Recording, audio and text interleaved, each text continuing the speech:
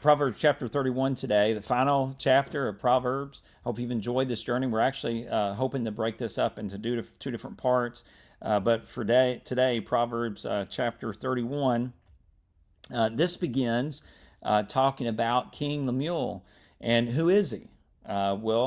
Some say that the guy who wrote these first basically 9 verses of Proverbs chapter 31 was Solomon himself. It means just kind of dedicated to God, the name does. And Solomon is writing about what the queen mother told him, what Bathsheba would have told him. It's very fascinating here. Chapter 1 of Proverbs starts out with a son telling or a dad telling his son words of wisdom that we learn from Lady Wisdom.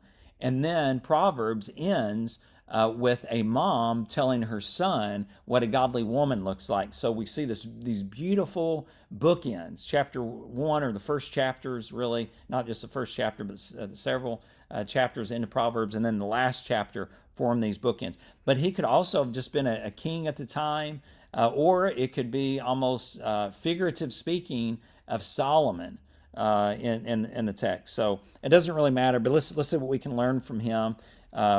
First, we learn in verse 2, he's talking again, what are you doing, my son? Here in the text, what are you doing, my son? What are you doing again? What are you doing, son of my vows?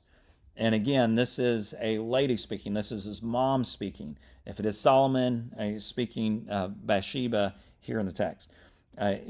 He's told here, do not give your strength to a woman. Whoops.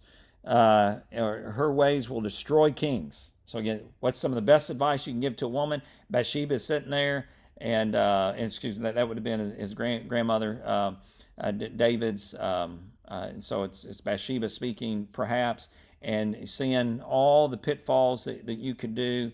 And Solomon didn't take her advice. He didn't stay away from all the women.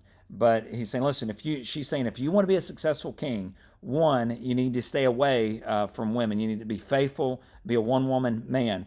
Is it not for kings, O Lemuel? Is it not for kings to drink wine, or for rulers to stay away from strong drink? So again, if you want to be successful, stay away from women and stay away from alcohol. Don't be that kind of person. And it continues, least they drink, and what do? They forget what's been declared.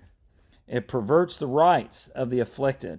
You just can't be a good king if you're going to lend yourself to this way. We also read in Scripture, different people taking vows to abstain from these things for the Lord.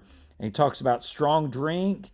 Man, you give it to somebody who's perishing. If they're on death row or something, they need something, much like when Jesus was on the cross and they gave him some wine vinegar.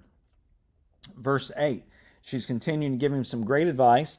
It says, open your mouth for the mute, for the rights of those that are destitute. In other words, he's saying, listen, she's saying, if you're going to be a good king, stand up for those who can't speak for themselves. In our day and age, stand up for the unborn, stand up for pro-life, those types of things. Those people maybe can't hire an attorney. They don't have anybody standing up for them. Stand up against bullies, those types of things. It says, open your mouth. Again, you got to speak. You got to act. You want to judge righteously. You want to defend the rights of the poor and the needy. That's what kings do. That's what good rulers do. That's what a good dad will do, a good mom will do, is we will speak up for those that we need to stand in the gap for.